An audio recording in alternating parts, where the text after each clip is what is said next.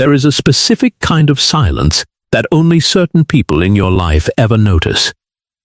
It is the silence of weeks passing without a single word. No check-in. No how are you. No sign that you exist in their mind at all. And then, out of nowhere, your phone lights up. They need something. Suddenly you are important again. Suddenly you are remembered. If you have ever felt that strange, quiet sting, the feeling of being useful instead of loved, this is not a coincidence, and it is not your imagination. It is a pattern.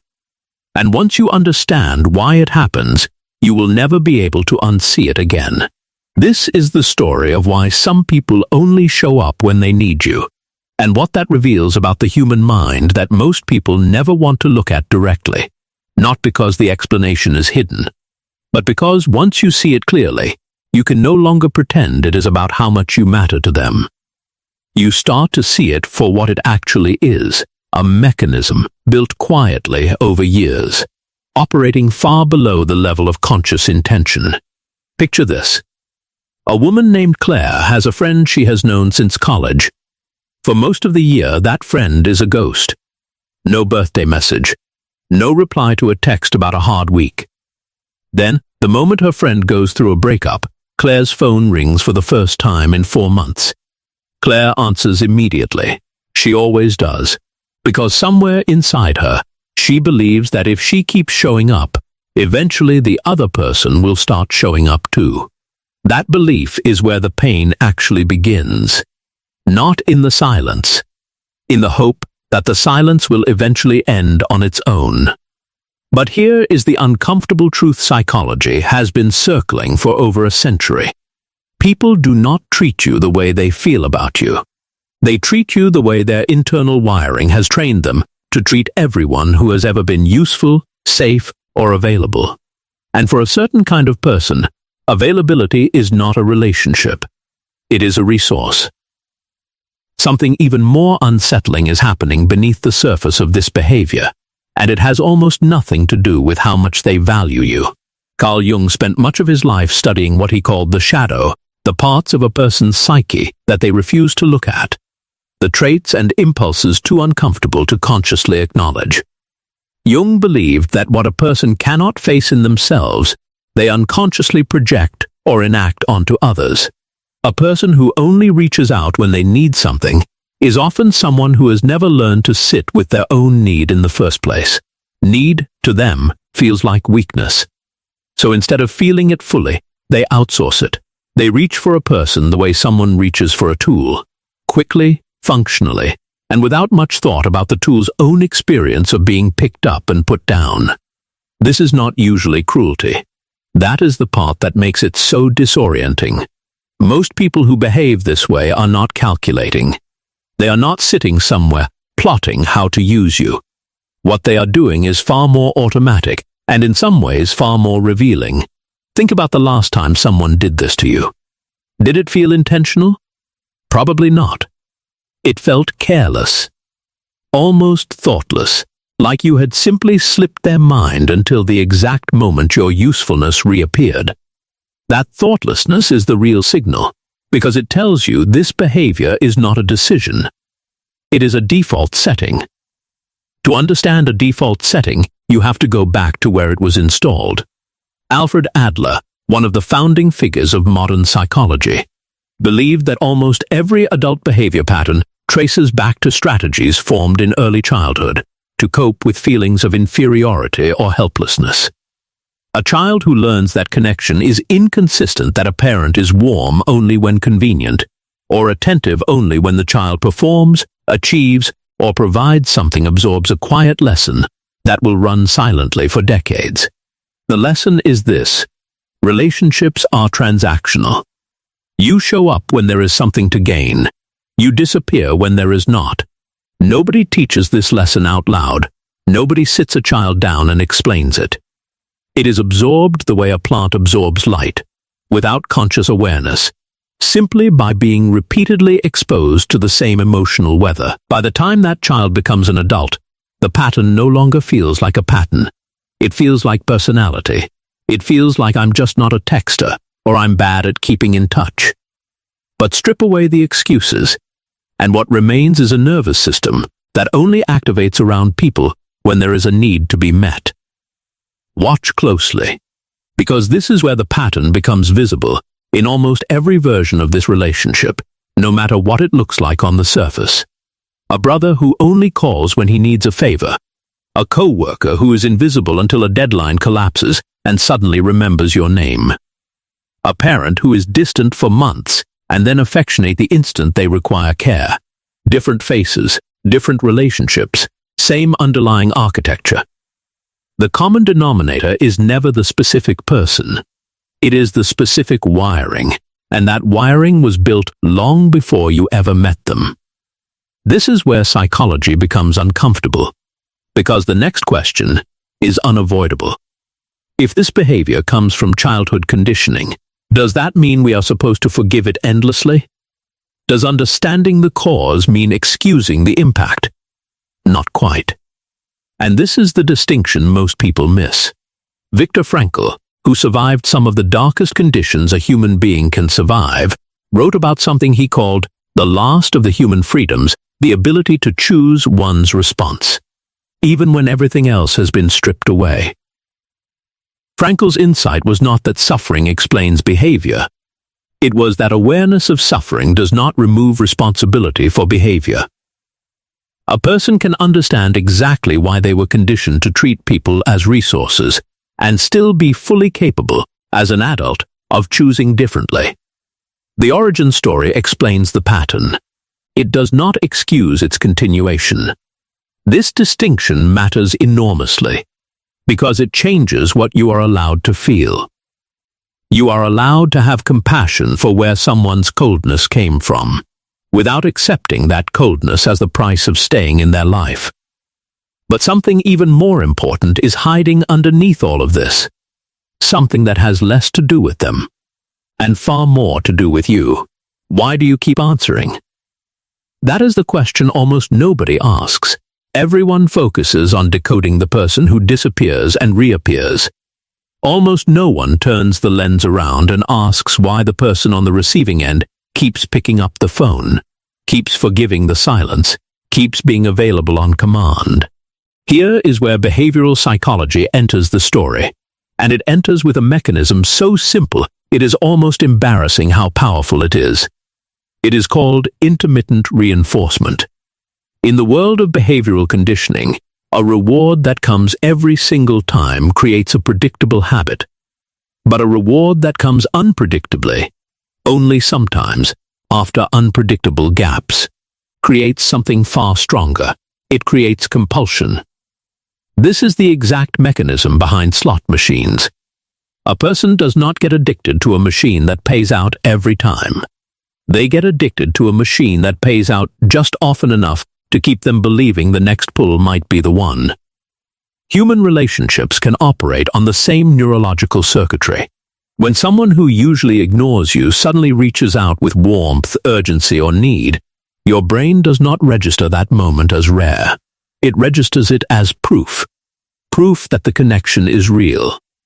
Proof that if you just keep showing up, the warm version of them will return more often. Neuroscience shows that this unpredictable pattern of reward actually produces a larger dopamine response than consistent reward does. The uncertainty itself becomes part of the addiction. You are not just responding to them. You are responding to the unpredictability of them. And unpredictability, to a certain kind of nervous system, feels dangerously close to excitement. Think about the last time you replayed one of their rare warm messages long after it arrived. You did not simply read it once and move on. You returned to it. You reread the tone. You searched it for evidence of something deeper than what was actually written. That searching is not romantic curiosity. It is the brain doing exactly what a gambler's brain does after a small, unexpected win. Extracting meaning from randomness, because meaning feels safer than chance. This is the moment where most people watching this finally understand why they could not simply walk away, no matter how many times logic told them to. It was never really about that person. It was about a reward system in your own brain that had been quietly trained to chase inconsistency and mistake it for depth. Imagine, for a moment, the version of this story that almost never gets told, because it is far less comfortable than the one about slot machines and dopamine spikes. Imagine you finally stop responding to the pattern.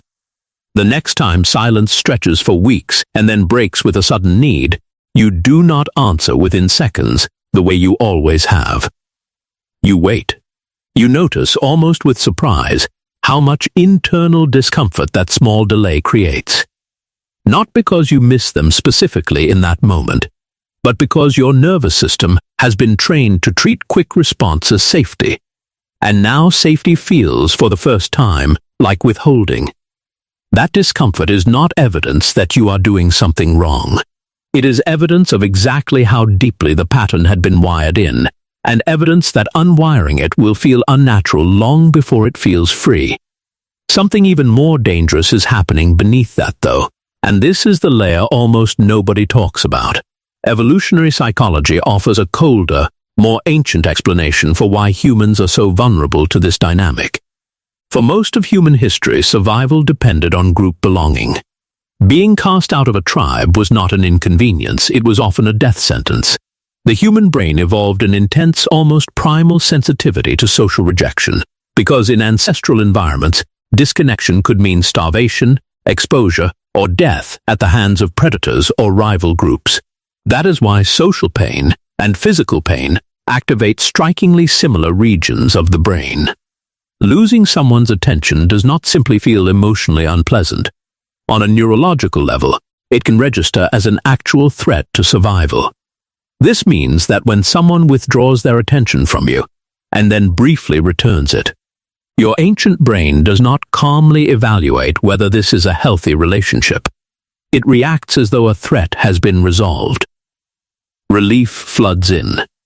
And relief, mistaken for love, is one of the most convincing illusions the human mind can produce.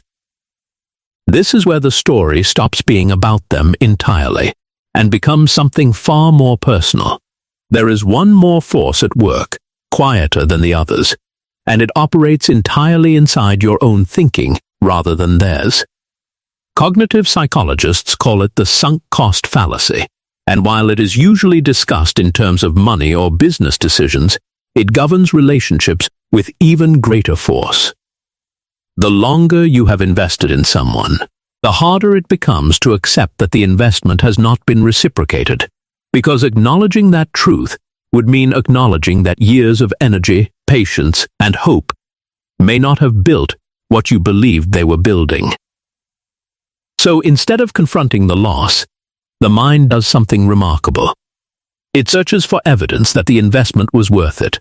It magnifies the rare good moments. It minimizes the long stretches of silence. This is not weakness. It is a documented cognitive bias, and it explains why intelligent, self-aware people can still find themselves defending relationships that from the outside look painfully one-sided. Layered on top of this is something researchers call the halo effect, the tendency to assume that because someone is impressive in one area, charismatic, successful, or emotionally intense in short bursts, they must also be reliable, caring, or trustworthy in every other area.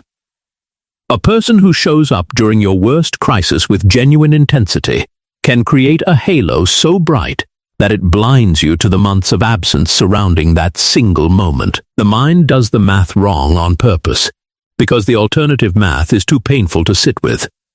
Most people believe the solution to this pattern is to simply try harder. Communicate more clearly. Explain how the silence feels. Hope the other person finally understands and changes. But this approach almost always fails, and it fails for a reason rooted deep in Stoic philosophy. Epictetus taught that suffering arises not from events themselves, but from the meaning we attach to events we cannot control. You cannot control whether another person values consistency, whether their nervous system was built for emotional presence, or whether they will ever choose to unlearn the transactional patterns installed in their childhood. What you can control is the meaning you assign to their absence, and more importantly, whether you continue to organize your own emotional availability around someone else's unpredictable behavior.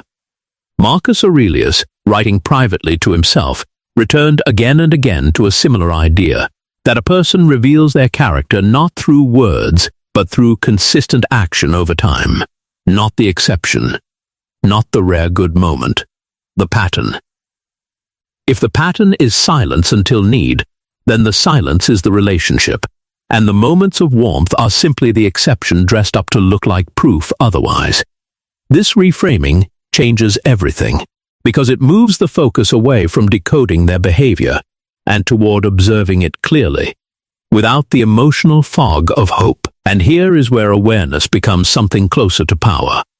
Once you understand that this behavior is rooted in early conditioning, reinforced through unpredictable reward, and amplified by an ancient nervous system terrified of disconnection, you stop asking the question that used to keep you stuck. You stop asking, "What is wrong with me that they only show up sometimes?" And you start asking a very different question.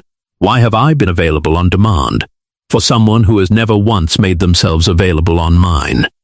That single shift in questioning is where real change begins. Not in confronting them, not in trying to extract an apology or an explanation, but in quietly recalibrating your own responsiveness to match the actual pattern of the relationship, instead of the hoped-for version of it. This does not mean becoming cold, or keeping score, or treating every relationship like a transaction. It means something far more precise. It means reserving your full emotional presence for the people who have already proven, through repetition and not through crisis, that they show up when there is nothing to gain from showing up at all. Because that is the real, quiet definition of love that most people overlook. Love is not measured in the intensity of the moments when someone needs you. It is measured in the ordinariness of the moments when they do not. Anyone can remember you in an emergency. Anyone can reach for you when the walls are closing in and there is no one else to call. That is not intimacy. That is convenience, wearing intimacy's clothing. The people worth keeping close are the ones who think of you on an unremarkable Tuesday, for no reason at all, simply because you crossed their mind and they wanted you to know it. There is a strange kind of grief that comes with finally seeing this clearly, and it deserves to be named honestly instead of dressed up as empowerment. It is not simply liberating to realize that someone only shows up when they need you. It is a quiet loss, because it means letting go of a version of them that you had been hoping to meet, a version that existed mostly in your own patience rather than in their actions. Jung believed that psychological growth almost always requires mourning an illusion before a truer reality can take its place. You are not just releasing a person's behavior. You are releasing the story you told yourself about what that behavior meant. And once that story is released, something unexpected tends to happen. The energy that used to go toward interpreting silence, rehearsing conversations that never happen, waiting for a version of someone that keeps failing to arrive, becomes available again. Available for people who have already been standing quietly in the ordinary moments of your life, unnoticed only because they never demanded to be noticed. So here is the question this leaves you with, and it is not a comfortable one. If the people who only show up when they need something were to suddenly stop needing anything from you at all, would they still show up? Sit with that question longer than feels comfortable, because the honesty of your answer will tell you more about your relationships than any conversation, any apology, or any promise to do better ever could. If this kind of psychology, the kind that quietly rearranges how you see your own relationships, is something you want more of, this channel exists exactly for that.